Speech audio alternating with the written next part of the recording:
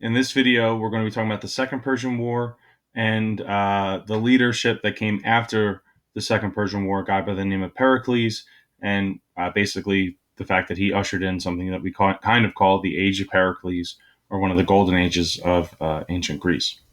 So in the last video, we ended with taking a look at this image of a Corinthian helmet and the skull inside of it. We talked about the First Persian War and what led the Greeks to a major victory at the Battle of Marathon. Their cheap weaponry, cheap but well-made weaponry, and their military strategy really gave them the advantage at the Battle of Marathon, and then ultimately success in the First Persian War. So that leads us to the Second Persian War. You knew that was coming. If there's a first, there has to be a second. And this is the guy who started that Second Persian War. His name is Xerxes. If you've seen the movie 300, you know that this is nothing what Xerxes looks like in the movie 300, but this is probably more what he actually would have looked like during the time of the Persian Empire and the Second Persian War in the 480s BC. So who's Xerxes? Well, Xerxes is Darius' son. And basically, when Darius has to flee Greece in shame for having been defeated by these really small city-states, Xerxes basically says, you know what, I'm going to do something that my dad couldn't do. I'm going to go out there and win this one for him. So instead of just sending 200 or 25,000 men, Xerxes basically multiplies that by 10 and mobilizes the largest land and invasion force the world had ever seen. Roughly 250,000 men fought in the Second Persian War. So we're talking a large number of people fighting just on the Persian side. That doesn't include any of the Greeks. So with this, right, you see a lot of quick, basically surrenders. This is just such an overwhelming force. He's marching pretty much down through the north of Greece, down to the city-states, Athens, Sparta, Thebes, all these other ones. And they're just submitting to his rule, right? It's just too overwhelming to try to fight against them. Plus all the reasons we talked about earlier, that, the Persian Empire wasn't really all that bad, and they pretty much let you have your own culture and civilization that you had before.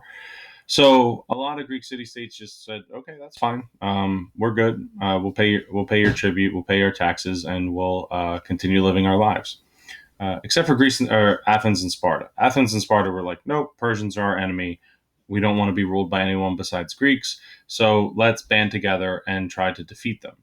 So first up, Sparta organizes with a couple other city-states that were in southern Greece on the Peloponnesus, something called the Hellenic League, right?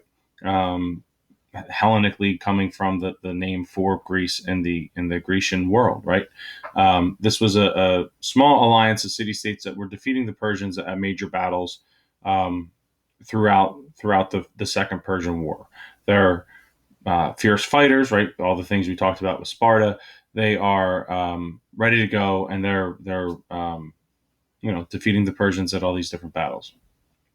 Fast forward a little bit, and you have another organization called the Delian League that is organized by Athens. So you have the Hellenic League, which is run by the Spartans, and you have the Delian League, which is run by the Athenians. Okay, the Delian League includes the Hellenic League. It basically absorbs it. But what does this tell us? This tells us that really, for the first time, these Greek city-states are banding together. They aren't operating as independent countries as much as they were. They basically see a common enemy and decide to mobilize and join forces. They know, as great as Spartan warriors are, there's no way that they can defeat an army of that size unless they work together with their allies. So they create these different, basically military organizations, right? The Hellenic League, and then later the Delian League. Once the Hellenic League basically was playing defense, right? They were just trying to protect the different areas that the Persians were trying to invade. But it was really once the Delian League formed that the Greeks took offense, right? They basically started attacking the Persians and drove them out of Greece, and really out of most of the Mediterranean. because of the successes that the Delian League provided under the leadership of the Athenians. So, in the video that we watched in class, the Ed puzzle that you watch with the great video game technology, you see basically that after the Battle of Thermopylae, um, what really all those Spartan soldiers fought for was time. That time allowed the Athenians and the rest of the Greeks to get back to Athens to regroup. And once they got to Athens, they used what the Athenians had best, their navy. The Spartans had the best army in the Greek world, and the Athenians had the best navy. So they knew, or at least they planned, that if they could get the Persians on boats, then all of a sudden that giant army doesn't seem so giant anymore. I talked about this a little bit in the last video about why they marched through Greece as opposed to sailing across. If they're sailing across, it's just one boat at a time. It's relatively easy to defeat. But if you're, marching down, it's a lot harder. Well, the Athenians knew this and they planned for it. So they basically evacuated the city and brought everybody out onto the boats and attacked the Persians at sea and won the decisive battle at the Battle of Salamis and essentially ended the Second Persian War. So this is a major step forward, right? You have Greek city-states working in cooperation with one another, really for the first time, at least in any major effort. They basically continue with the Delian League after the end of the Persian War as a way to continue their shared resources and basically to ensure that they don't get attacked again by the Persians. If they were to splinter, then they're basically sitting ducks for the Persians. They know that they needed to work together to continue to provide a threat or a deterrent against the Persians from coming back a third time.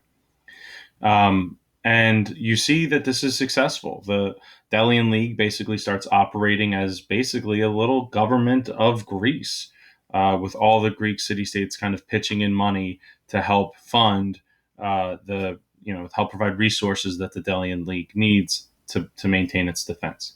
If you know anything about modern military history, this is NATO, right? This is all North Atlantic Treaty Organization is what it stands for.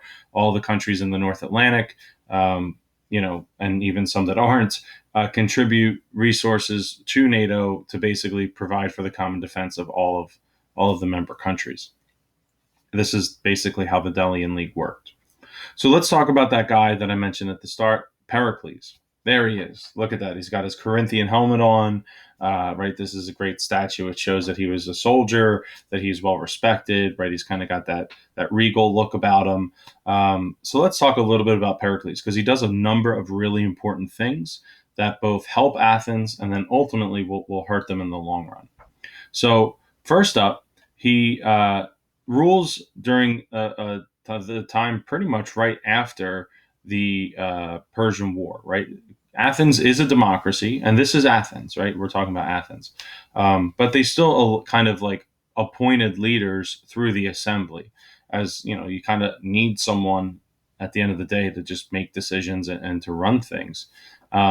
So they would basically vote for who was going to be the leader, and they decided to vote Pericles in. He does a couple of things. He starts paying the citizens at the assembly a salary. Plus, he pays anyone who works for the government a salary, right? All public officials, anyone working for the government of Athens, are now getting paid.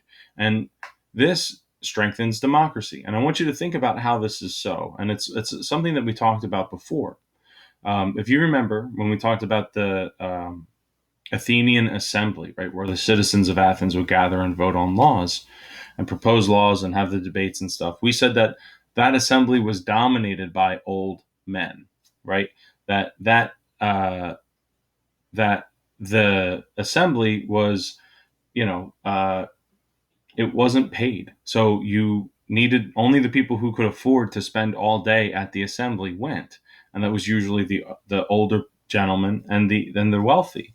So by paying people a salary to attend those assembly meetings, now it becomes much easier for people to basically be a full-time citizen, right? That they're able to go every day and vote on things that are important, and they're able to get paid for it, right? They're not just showing up on big votes or when they really care about something, but they're showing up all the time, right? And the more people that show up, the more closer it is to an authentic democracy. So Pericles does the first step of basically providing a financial incentive, right? Some sort of payment to make it more fair, that it's not just an assembly dominated by the wealthy, but is one that actually, average citizens, the guys that own a little bit of property, are able to afford to spend their days arguing over what's best for Athens. Just a reminder, right? This isn't an elected representatives or anything, right? The citizens rule directly. It's a direct democracy. So once the war's over, the Athenian government basically becomes the major player of the Delian League. They you know, start using some of the money to benefit themselves.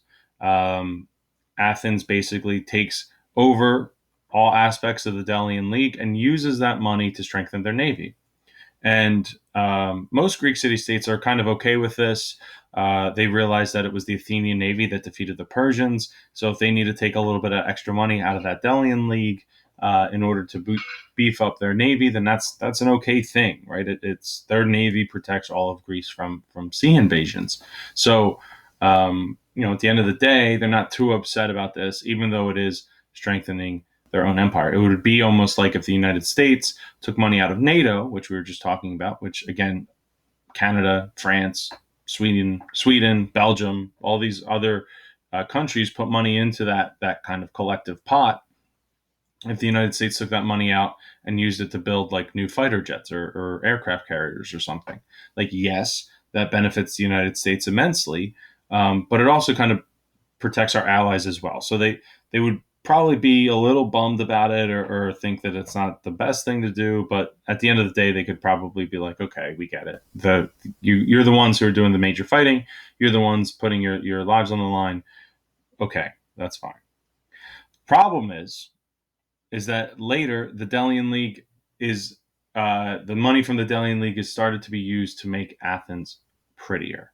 They build new temples, the temple to Athena, the Parthenon, right? This famous building that we still have today, at least the ruins of. That was built by money that was from the Delian League. So now you start seeing a new thing that starts to happen. Basically, Athens is using money from an account that the Corinthians, the Thebans, the Argonauts, I guess, I don't know if that's the right phrase, all put money into, and also the Spartans. And if you remember from some of the things we talked about in class, the Spartans don't like things like beauty and art and literature. So all of this money that Pericles is using from the Delian League to build new temples, build new roads, finance theater construction. All of these things Sparta hates, right? They're basically taking what they see as Spartan money to make Athens more like Athens, right? Which they were completely against. And that's going to lead to a lot of friction down the line. I'm foreshadowing something that is brewing under the surface. Um, so before we get into that, let's take a look at what we mean when we say that they had a stronger navy and that led to a stronger empire. Why does that keep happening? Okay. This is the famous Greek boat. It's called a trireme. This would have been the standard boat in ancient Athens. This is what they all would have used. And you can see it's got a number of things. It's got multiple different sails. It has a bunch of rows or oarsmen to row the boat. And you can see that there you got some soldiers on top. So let's talk a little bit about this trireme. So the biggest advantage that the Athenian navy had was using rowers to increase the speed and maneuverability of their boats, right? Everybody knew, having people to row the boat is something that is helpful in addition to having the sails, but using lower class men, right? Basically forcing these lower class men into to basically be the engine of these boats was really their big advantage here. They had a lot of lower class men, people who weren't citizens, and they basically forced them into this, manual labor to benefit the Athenian navy.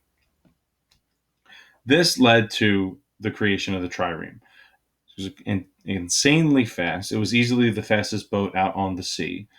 Crazy maneuverable, could pretty much turn around on a dime, which is almost impossible to do, especially with a sailboat or even a boat that you're rowing.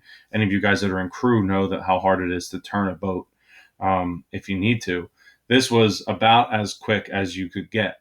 You had 170 men rowing the boat so they could all work in unison to quickly turn or to increase the speed. The boat would be used to basically spear holes into the sides of enemy ships. You can see here that you got like this kind of like point at the front. This would have been used to just kind of ram into the side, put a bunch of holes in their enemy ship, and then the ship sinks, and then they win. They also could then like jump over to that ship and fight hand to hand if necessary, kind of like Pirates of the Caribbean style. The other thing you could do, which was unheard of at the time, it could get fast enough to go up onto a beach.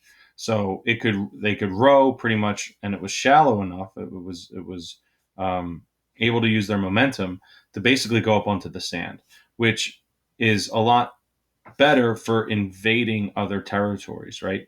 Um, you can imagine if everybody has to get out of the boat and start, trudging through the water, that they're basically sitting ducks for archers.